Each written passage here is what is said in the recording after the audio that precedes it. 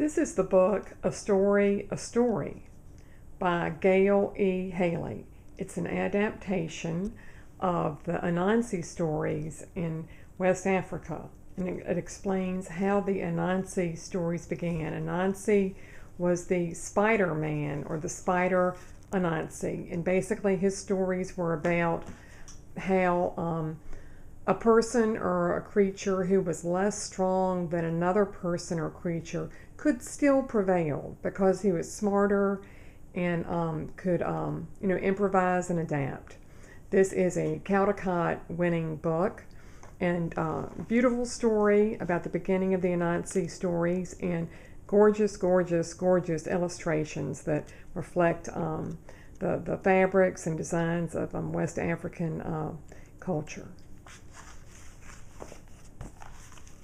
Here we see an illustration of one interpretation of Anansi as the Spider-Man. And you'll see many animals that you would see in Africa.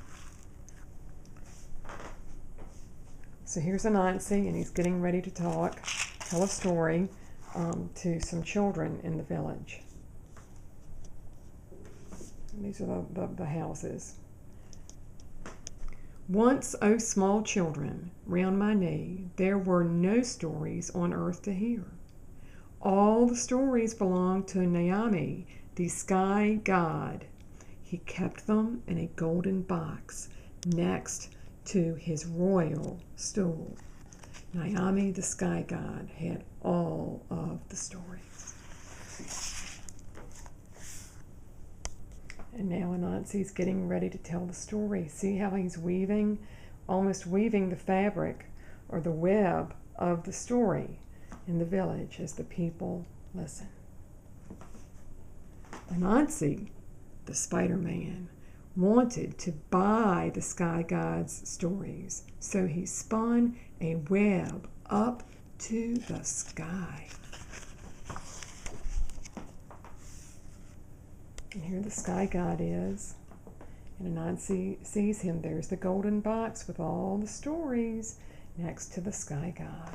And there's Anansi trying to talk to him.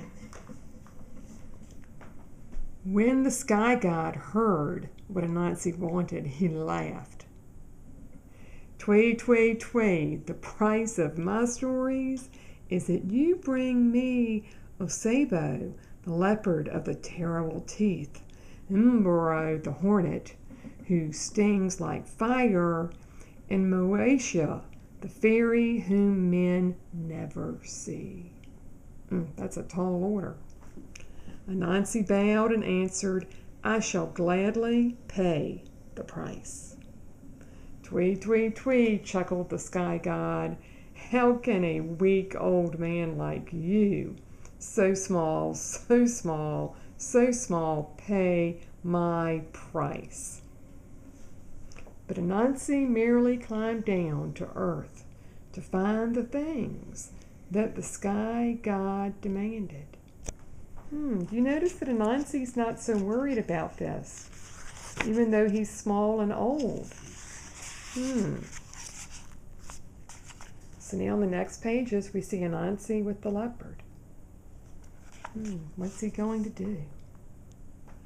Anansi ran along the jungle path, Yuriddle, Yuriddle, Yuriddle, till he came to Osebo, the leopard of the terrible teeth. Oh ho, Anansi, said the leopard, you are just in time to be my lunch. Anansi replied, as for that, what will happen will happen. But first, let us play the binding game. When you bind something up, you tie it up.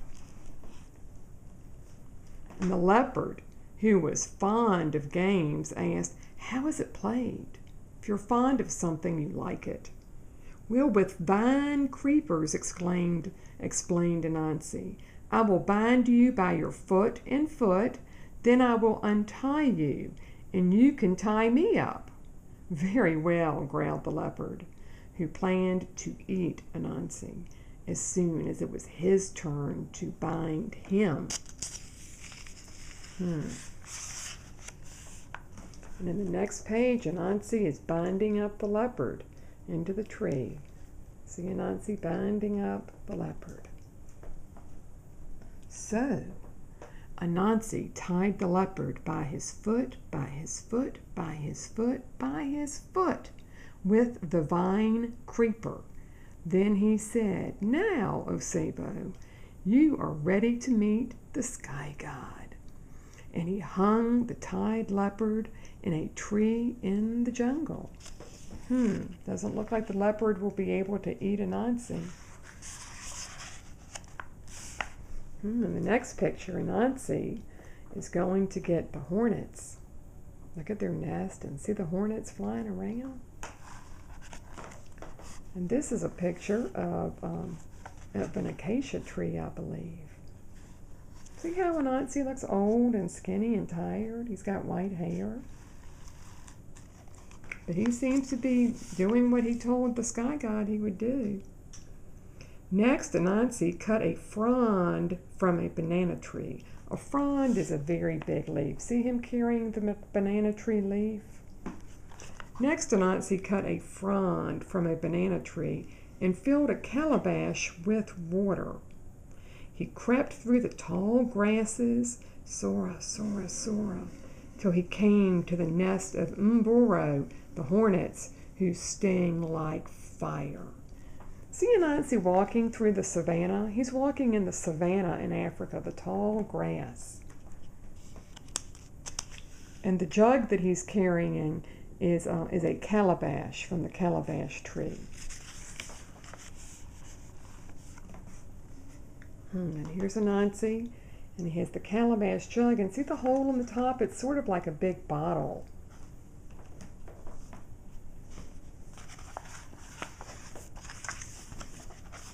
So Anansi held the banana leaf over his head as an umbrella. Then he poured some of the water in the calabash over his head.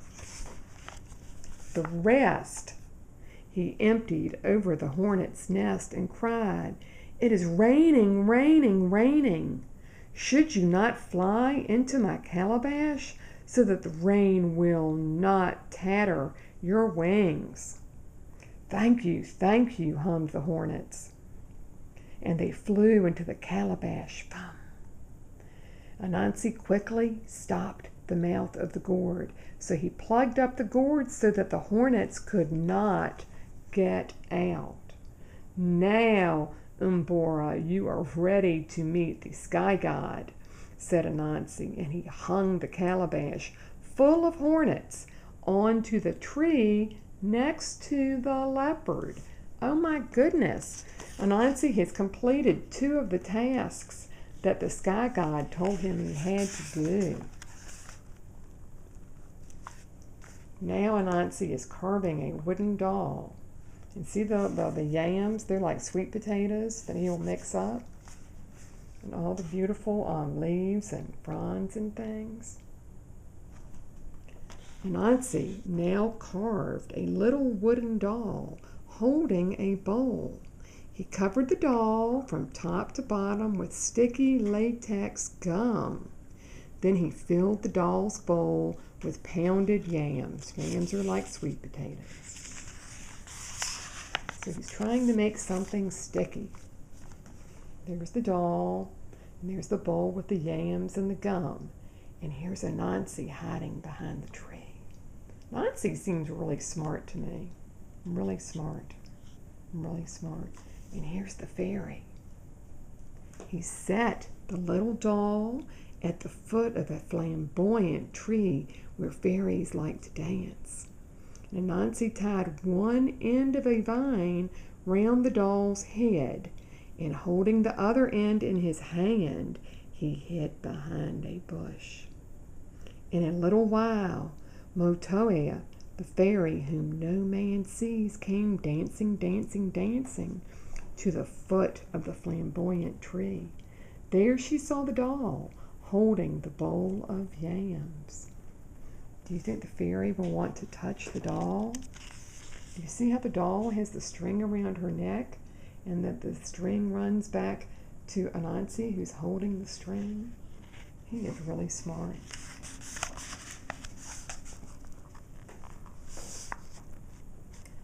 And here's Moesha, and she's got the bowl of yams and the doll. And there she is again, looking at the doll. Moesha said, "Gum baby, I'm hungry. May I eat some of your yams?" And Anansi pulled at the vine in his hiding place so that the doll seemed to nod its head. So the fairy took the bowl from the doll and ate the yams. "Thank you, Gum Baby," said the fairy, but the doll did not answer. "Don't you reply when I thank you?" cried the angered fairy, and the doll did not stir. The doll did not say anything. She was silent. She couldn't talk. "Gum Baby, I'll slap your crying place unless you answer me," shouted the fairy. But the wooden doll remained still and silent. So the fairy slapped her crying place. Pa! Her hand stuck fast to the Gum Baby's sticky cheek. Oh me. Let's look at the picture.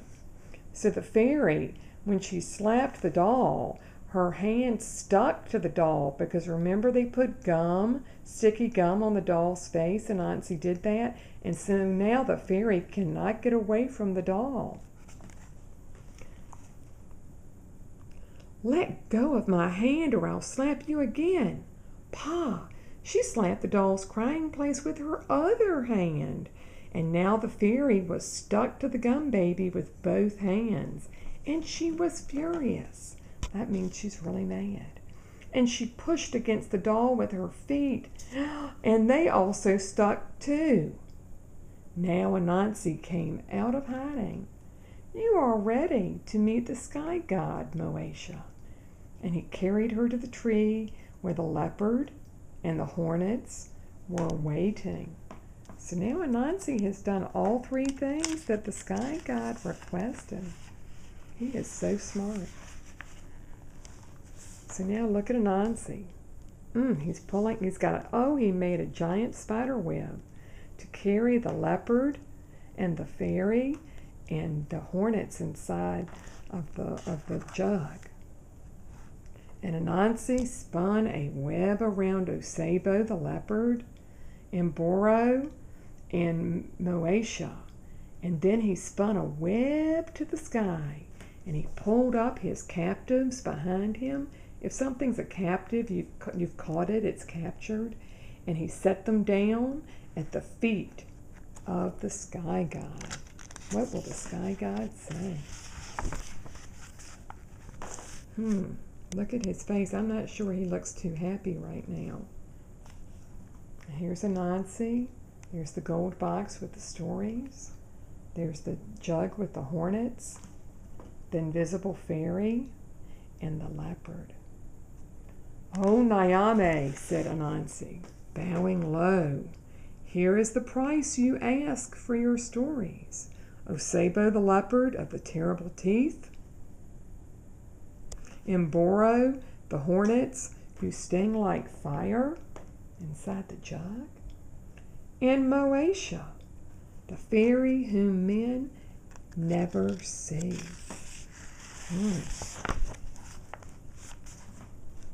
Here's Nyame, the sky god. He looks really big and strong in the picture. He looks really big and strong compared to Anansi. Nyame, the sky god, called together all the nobles of his court and addressed them in a loud voice.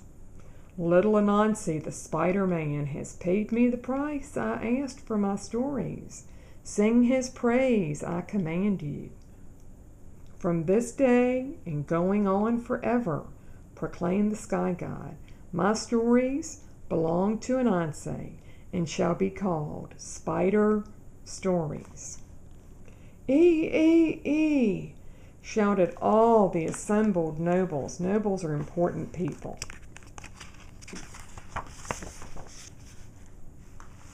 So Anansi took the golden box of stories back to Earth, to the people of his village. And when he opened the box, all the stories scattered to the corners of the world, including this one. See, Anansi, he's coming back down on the ladder he made out of spider webs when he went to go see Naomi. You see him carrying the box. There's a spider web ladder. And all the people of his village,